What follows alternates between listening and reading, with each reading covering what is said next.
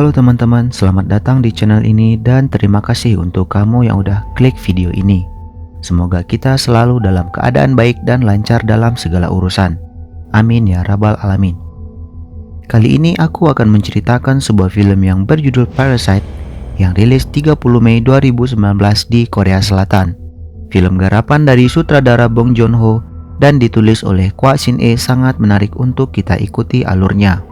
Film pemenang penghargaan Oscar ini bergenre tragikomedi yang secara umum menceritakan tentang kesenjangan sosial dan ekonomi antara dua keluarga. Sebuah keluarga miskin yang secara tidak sengaja berbaur dengan keluarga kaya, di mana keluarga miskin ini memanfaatkan kondisi tersebut untuk keluar dari kemiskinan mereka dengan bersandiwara dan memainkan perannya masing-masing. Penasaran dengan alur ceritanya?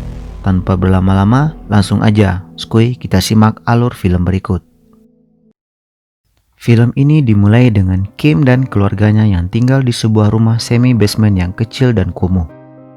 Seperti hari-hari biasanya, Kim dan keluarga menjalani rutinitas hariannya sebagai pelipat kotak pizza. Sebenarnya, Kim dan keluarga tidak memiliki pekerjaan yang tetap. Penghasilan mereka sangatlah kecil, sehingga hidup dalam keterbatasan. Keluarga Kim terdiri dari sang istri, Chun Suk, dan kedua anaknya, Ki-wo dan Ki-jung. Suatu hari, Min Hyuk, yaitu teman dari Ki-wo, mengunjungi keluarga Kim, yang saat itu sedang berkumpul di meja makan. Min Hyuk membawakan sebuah batu dari kakeknya untuk keluarga Kim. Mereka menyebutnya sebagai batu keberuntungan. Maksud kedatangan Min Hyuk adalah ingin menawarkan pekerjaan kepada sahabatnya. Min Hyuk berencana melanjutkan pendidikannya ke luar negeri, sehingga meminta Ki-wo untuk mengambil alih pekerjaannya, yaitu sebagai guru privat bahasa Inggris, untuk seorang murid SMA dari keluarga kaya. Dia adalah Dia-hae. Ki-wo pun menerima tawaran sahabatnya itu. Ki-wo yang tidak melanjutkan kuliah harus berpura-pura menjadi mahasiswa untuk meyakinkan keluarga Park. Ia memasukkan beberapa dokumen sebagai mahasiswa agar terlihat lebih meyakinkan. Karena ini hari pertamanya Ki-wo jadi guru privat, maka ibu dari Dia-hae, yaitu Yoon-gyo, ingin melihat cara mengajar dari Ki-wo. Saat mengajar, Ki-wo menggunakan nama samaran sebagai Kevin. Ki-wo pun berhasil meyakinkan Yoon-gyo dengan cara mengajarnya. Setelah selesai mengajar, Yoon-gyo mengantarkan Ki-wo keluar rumah sembari bercerita tentang putranya yang sulit diatur dan terobsesi dengan suku Indian, yaitu Daesung. Daesung suka mencari perhatian sehingga mereka sering bergonta-ganti guru seni untuk Daesung. Dari pembicaraan itu, Ki-wo melihat sebuah peluang. Tanpa pikir panjang, ia langsung merekomendasikan seorang yang cocok untuk menjadi guru seni Daesung, yaitu Ki-jung, dengan menggunakan nama samaran Jessica, yang tidak lain ia adalah adiknya sendiri. Yoon-gyo pun tertarik pada orang yang akan menjadi guru seni Daesung. Ki-jung yang saat itu menggunakan nama samaran Jessica bersikap sangat profesional dan sangat meyakinkan sebagai seorang guru seni.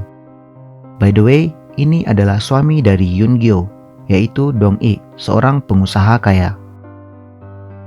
Setelah selesai mengajar Daesung, Ki-jung diantarkan pulang oleh sopir pribadi dari keluarga kaya tersebut. Dalam perjalanan pulang, Ki-jung berniat menjebak si supir pribadi dengan meninggalkan celana dalamnya di dalam mobil. Hari berikutnya, Dong-ik secara tidak sengaja menemukan celana dalam wanita dalam mobilnya. Ia pun merasa kesal dan menduga supir pribadinya melakukan adegan mantap-mantap di mobil. Dong-ik pun memberhentikan supir pribadinya tersebut. Adegan beralih ke scene di mana Yoon-gyo bercerita kepada Ki-jung tentang supir pribadi mereka yang sudah tidak lagi bekerja. Sembari mengantarkan Ki-jung keluar rumah, ia menceritakan ada suatu insiden terkait supirnya tersebut. Dalam pembicaraan itu, Yoon-gyo berniat mencari supir baru untuk mereka. Ki-jung pun merekomendasikan seorang yang cocok untuk pekerjaan tersebut. Ki-jung berkata, ia adalah teman dari pamannya yang sejak kecil dia kenal sebagai paman Kim, yang sebenarnya Kim adalah ayahnya sendiri. Keluarga Kim saling bantu-membantu merekomendasikan anggota keluarganya bekerja untuk keluarga Park sebagai penyedia jasa profesional. Yoon-gyo pun tertarik dan ingin mempekerjakan paman Kim. Untuk terakhir kalinya, Kim dan kedua anaknya bekerja sama untuk menyingkirkan si Bibi, yaitu asisten rumah tangga yang telah bekerja lama di sana, bahkan sebelum keluarga Park menempati rumah itu, dan berniat menggantinya dengan Chun-suk. Suatu hari, Kiwo mengetahui kalau si Bibi mengidap alergi akut terhadap buah persik. Ia akan mengalami gejala pernapasan serius jika dekat dengan buah persik. Mengetahui hal itu, Kim dan keluarganya menyusun rencana untuk menyingkirkan si Bibi dengan memanfaatkan alerginya terhadap buah persik. Suatu hari, Kim menceritakan kepada Yoon-gyo kalau ia secara tidak sengaja melihat Bibi di rumah sakit. Ia mengatakan kalau si Bibi itu mengidap penyakit TBC. Yoon-gyo yang begitu polos pun percaya kalau Bibi menderita penyakit TBC dan memberhentikan si Bibi dengan alasan lain demi kebaikan keluarga mereka. Suatu malam, Dong-i yang sedang dalam perjalanan pulang bercerita kepada Kim kalau istrinya kewalahan tanpa asisten rumah tangga. Kim pun menyarankan untuk mencari seorang asisten baru. Ia memberikan sebuah kartu nama agensi penyedia jasa profesional kepada Dong-i. Keesokan harinya, Yoon-gyo menghubungi kontak dari kartu nama tersebut, yang tidak lain adalah Ki-jung yang berpura-pura sebagai agensi penyedia jasa. Dan mereka pun berhasil membuat ibu mereka bekerja sebagai asisten rumah tangga di rumah tersebut. Adegan scene beralih ke kediaman keluarga Park yang berencana pergi berkemah selama sehari semalam ke suatu tempat sebagai hadiah untuk ulang tahun Daesung. Setelah semua anggota keluarga Park pergi meninggalkan rumah, Kim dan keluarganya bersantai-santai di rumah itu layaknya seperti rumah mereka sendiri. Malam harinya, saat hujan deras turun, mereka mengadakan syukuran ala mereka dengan minum minuman dan bersenda gurau. Sedang asik bersenda gurau, tiba-tiba terdengar bunyi bel yang ternyata itu adalah Bibi, si mantan asisten rumah tangga. Ia meminta izin masuk ke rumah itu karena ingin mengambil sesuatu yang tertinggal. Kemudian seluruh anggota keluarga Kim bersembunyi dan Chun-suk mengizinkan si Bibi untuk masuk. Si Bibi langsung menuju ruang bawah tanah dan anggota keluarga Kim pun mengikuti secara diam-diam. Tanpa diduga, Bibi menunjukkan adanya sebuah bunker rahasia di ruang bawah tanah. Dengan dibantu oleh Chun-suk, ia pun membuka bunker tersebut. Bibi pun dengan segera langsung berlari menuju ruang bunker tersebut. Ternyata, di dalam ruang bunker itu bersembunyi seorang yang dia adalah suami dari si Bibi. Ia telah bersembunyi di sana selama 4 tahun untuk menghindari jeretan utang rentenir. Chun-suk yang melihat kejadian itu berniat akan melaporkan kejadian tersebut kepada polisi. Tetapi si Bibi memohon untuk tidak dilaporkan. Saat menguping pembicaraan tersebut, Kim dan anaknya terjatuh. Secara tidak sengaja, kebohongan keluarga Kim terbongkar. Bibi pun langsung menaruh rasa curiga. Dan benar saja ia langsung merekam kejadian tersebut. Dan memanfaatkan kesempatan itu untuk memutarbalikkan keadaan. Ia mengancam akan melaporkan kepada keluarga Park atas kebohongan keluarga Kim dengan mengirimkan video tersebut. Keluarga Kim hanya bisa pasrah dan menurut saja dengan si Bibi. Karena lengah, Kim dan keluarganya berhasil merebut HP milik Bibi dan menghapus video tersebut. Mereka saling berkelahi di ruang keluarga dan berhasil menyekap Bibi beserta suaminya. Seketika telepon pun berdering. Itu berasal dari Yoon-gyo. Ia mengatakan kalau mereka membatalkan acara berkemah karena hujan sangat deras dan sedang dalam perjalanan pulang yang akan sampai dalam beberapa menit. Di sini adegannya cukup menegangkan. Kim dan keluarga langsung terbirit-birit membersihkan semua kekacauan yang terjadi dan bersembunyi. Sementara Chun-suk sibuk memasak ramdon seperti yang diminta oleh Yoon-gyo saat ditelepon. Dengan keadaan tangan terikat, Bibi berlari menuju ruang makan. Seketika, langsung Chun-suk menendang si Bibi, sehingga si Bibi kembali terpental ke ruang bawah tanah. Kepalanya terbentur cukup keras dan mengalami geger otak. Malam itu, Yoon-gyo bercerita pada Chun-suk jika putranya Daesung beberapa tahun lalu pernah mengalami hal traumatik di rumah itu. Daesung pernah melihat hantu di ruang bawah tanah saat memakan kue ulang tahunnya. Yang sebenarnya itu adalah suami dari si bibi yang bersembunyi di ruang bunker.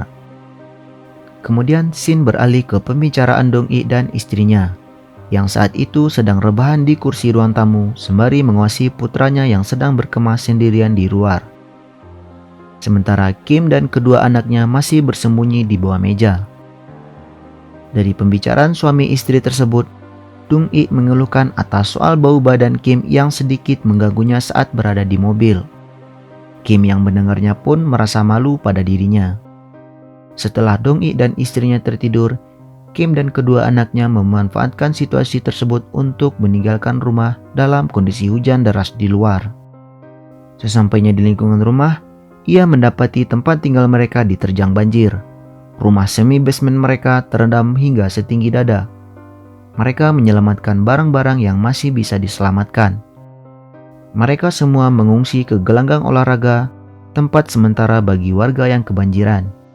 Di sana, Kyo masih tetap memegang erat batu keberuntungan yang diberi oleh temannya. Hari berikutnya, Yoon-gyo berencana mengadakan pesta ulang tahun untuk putranya. Ia mengundang Kyo dan Ki-jung di acara tersebut. Sementara Kim dan Chun-suk bekerja seperti biasanya dalam perayaan ulang tahun itu. Di acara itu, karena minder dengan para tamu undangan yang hadir, Kyo ingin pergi ke ruang bawah tanah dengan membawa batunya untuk mengecek kondisi si bibi dan suaminya. Tanpa diduga, suami bibi pun menyergap Kyo dan memukul kepalanya dengan batu. Mencoba membalaskan dendam atas kematian istrinya, ia mengambil pisau dan menuju halaman tempat perayaan ulang tahun. Di halaman, ia melihat Ki-jung yang sedang memegang kue ulang tahun. Ia pun berlari menuju Ki-jung dan menusuknya. Kepanikan dan kekacauan pun terjadi. Daesung yang melihat kejadian itu langsung pingsan. Saat itu juga, Dong-i berteriak kepadanya untuk mengantarkan Daesung yang saat itu pingsan ke rumah sakit. Kim yang saat itu sedang panik langsung melemparkan kunci mobil kepada Dong-i. Dari semua kekacauan itu, Kim yang memendam kemarahan atas perilaku Dong-i yang merasa jijik atas bau badannya, ia pun mengambil pisau dan menusuk Dong-i hingga tewas, lalu melarikan diri. Beberapa minggu kemudian, Kyo yang terbangun dari komanya menderita geger otak ringan. Kyo dan ibunya dihukum atas dakwaan penipuan dan menjalani masa percobaan. Sedangkan Ki-jung meninggal dalam insiden tersebut. Polisi memfokuskan pencarian terhadap Kim atas penusukannya terhadap Dong-i. Tetapi, sampai sekarang Kim masih belum berhasil ditemukan. Bahkan, Kyo dan Chun-suk pun tidak tahu di mana Kim berada. Setelah cukup lama dari kejadian tersebut, Kyo terus mencari tahu tentang keberadaan ayahnya. Kyo pun sering memata-matai rumah keluarga Park yang sekarang sudah ditempati oleh keluarga lain. Pada suatu malam, ia menyadari ada sebuah lampu berkedip-kedip di rumah tersebut dan mencurigai itu seperti kode Morse. Ia pun menerjemahkan kode Morse tersebut dan benar saja pesan dari kode Morse tersebut berasal dari ayahnya. Kim menyampaikan bahwa ia masih hidup dan bersembunyi di dalam bunker. Ia pun sudah mengubur jasad si bibi di halaman belakang rumah.